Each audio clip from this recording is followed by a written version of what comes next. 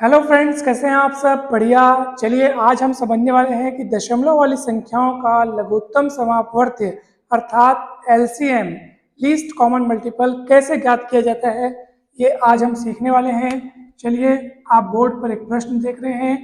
0.2, 0.24 और 0.36 का लस अर्थात लघुत्तम समापवर्त्य, जिसको हम एलसीएम यानी कि लिस्ट कॉमन मल्टीपल भी कहते हैं, और हमको बताना है कि इन तीनों का एलसीएम क्या होगा। तो दशमलव वाली संख्याओं का एलसीएम ज्ञात करने के लिए सबसे पहला नियम, सबसे पहली बात तो यह है कि आप ये सुनिश्चित कर लें कि दशमलव के बाद अंक समान है कि नहीं है। यानी कि आपको चाहे जितनी भी संख्या दी गई है, दशमलव के बाद अंकों की संख्या सब में समान रहनी चाहिए। जैसे इसमें दशमलव के बाद कितने अंक हैं? दो, एक और दो। इसमें दशमलव के बाद कितने अंक हैं? एक और दो, दो अंक हैं। इसमें दशमलव के बाद कितने अंक हैं? सिर्फ एक अंक है। तो अब मतलब एक अंक है ना, इसमें दो दो अंक, इसमें एक अंक है, मतलब अभी बराबर नहीं है।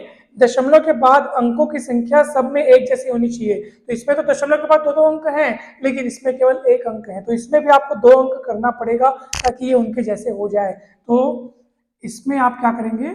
जीरो बढ़ा करके, है ना भाई, जीरो बढ़ा करके आप एक कितना जीरो बढ़ाना है, क्योंकि इन दोनों में दशमलव के बाद दो दो अंक थे। इसमें दशमलव के बाद दो अंक, इसमें दशमलव के बाद दो अंक, इसलिए इसमें भी दशमलव के बाद दो अंक हो जाए, इसलिए सिर्फ एक शून्य बढ़ाया गया। तो जरूरत के हिसाब से आप शून्य बढ़ा सकते हैं। अब देखो, अब आपने शून्य बढ़ा करके, अब देखो तीनों में दशमलव के बाद अंकों की संख्या समान हो गई। ठीक है, अब ये पहला नियम आपको समझ में आ गया। दूसरा नियम क्या है कि अब आप क्या करें, इनके दशमलव को इग्नोर कर दें, भूल जाइए कि इनमें दशमलव है। यानी कि अब इनको बिना दशमलव की इन संख्याओं को लिखिए। ठीक है, तो दशमलव के चिन्ह या दशमलव के चिन्ह को नजरअंदाज करने पर या दशमलव का चिन्ह हटा कर लिखने पर, ठीक है, दशमलव का चिन्ह हटा दीजिए आप, तो क्या होगा बताओ? 20, ये हो जाएगा 24 और ये हो जाएगा 36। ठीक है, ये दूसरा नियम हो गया। पहले नियम आपको समझ में आया, दशमलव के बाद सभी संख्याओं में जो अंकों की संख्या है वो बराबर होनी चाहिए। उसके बाद आप दशमलव का चिन्ह हटा दीजिए। ठीक है, तो उसके बाद जो अंक बच गए उसको हम लिख लिए। अब इसका आप एलसीएम निकालिए। जैसे निकालते हैं, तो एलसीएम निकालने के लिए आप क्या करेंगे, ये ऐसे हम लाइन खींचते हैं, ऐसे करते हैं, फिर देखो दो से विभाजित होगा, दो दहाम 20, दो बारह 24, दो अट्ठारह 36, फिर दो से जाएगा ये, दो पंचे 10, ये देखो दो पंचे 10, दो छक्के 12, दो नहीं 18, फिर दो से फिर जाने वाला, ये देखो ये जा रहा है, भले ये और ये दो से विभाजित नहीं हो रहा है तो क्या हुआ, ये तो हो रहा है ना, ले जाइए। 5, दो दिए 6, फिर ये 9 का 9 रहेगा। अब 3 से जाएगा। ठीक है, 3 एक कम 3, 3 3 9, 5 10 का 10, फिर 3 से जाएगा, तो क्या होगा बताइए? अब 5 तो नहीं जाएगा, एक और 3 एक कम 3, अब 5 से जाएगा, 5 एक कम 5, इस तरीके से। अब इन सबको गुणा कर लो आप, कितना आएगा? 2 दूनी 4 दूनी 8 दिए 24, है ना, 2 दूनी 4, 4 दूनी 8, 8 दिए 24, 24 दिए 72, और 72 पंचे कितना हो जाएगा? 360। ठीक है, तो आप लिखेंगे अतः 20, 24 और 36 का एलसीएम कितना आया? 360। क्योंकि आपको प्रश्न में 20, 24 और 36 का नहीं पूछा था, आपको तो दशमलव वाली संख्या दी हुई थी ना, तो आपको क्या करना है, आपने क्या किया, दशमलव वाली संख्याएं जो दी हुई है आपको प्रश्न में, तो आपने क्या किया, तीनों संख्याओं में दशमलव के बाद अंकों की संख्या को बराबर कर लिया। अब दशमलव के बाद तीनों में कितने कितने अंक हो गए? दशमलव के बाद, दशमलव के बाद दो अंक, दशमलव के बाद दो अंक, दशमलव के बाद दो अंक। तो ये समझ लीजिए कि आपके पास जो अभी आंसर आया हुआ है, जो कि आपने 20, 24 और 36 का एलसीएम निकाला हुआ है, तो उसमें भी दशमलव के बाद दो अंक होने चाहिए।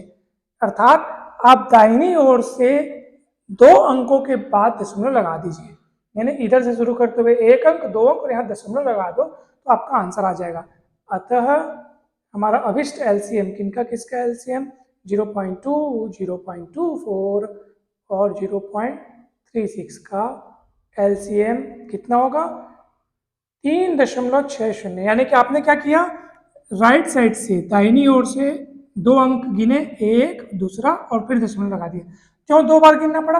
क्योंकि आपने जो 3 संख्या यहाँ पे ली हुई है, जो आपको यहाँ 3 संख्या दी हुई है, उन सब में दशमलव के बाद 2 अंक, दशमलव के बाद 2 अंक, दशमलव के बाद 2 अंक, दशमलव के बाद 2 अंक, फिर आपने दशमलव का चिन्ह हटाया।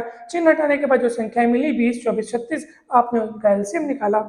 फिर एलसीएम निकालने के बाद जो कि आपने दशमलव हटा लिया था, इसलिए कायदे से अब आपको जो आपको मिला है 360, उसमें वापस आपको दशमलव का चिन्ह लगाना पड़ेगा, ताकि ये इन संख्याओं का अर्थात इन संख्याओं का एलसीएम बन सके, उस रूप में हमको प्राप्त हो सके। तो चूंकि दशमलव के बाद 2 अंक थे, इसलिए हमने भी दशमलव के बाद 2 अंक रखने के लिए हमने राइट साइड से देखा, दाहिनी ओर से इधर पीछे तरफ से देखा, और 1 और 2 और 2 स्थानों के बाद वहां पे दशमलव लगा दिया। ये आपका आंसर आ गया। तो दोस्तों, हम आशा करते हैं कि आपको समझ में आया होगा। काफ़ी सरल सा क्वेश्चन था, काफ़ी सरल तरीके से बन गई है, कहीं भी डाउट आपको हो ही नहीं सकता। आप देख लो, और मैं ये नीचे ये देखिए, ठीक है ना, कहीं भी डाउट नहीं होना चाहिए।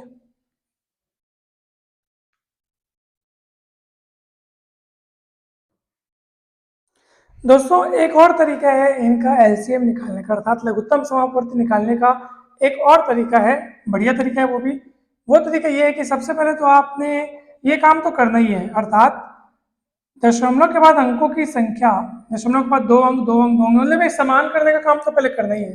जैसे यहाँ पे दशमलव के बाद केवल 1 अंक था, यहाँ दशमलव के बाद 2 अंक थे, तो इसमें भी दशमलव के बाद 2 अंक हो जाएं, इसके लिए आपने शून्य लिखा।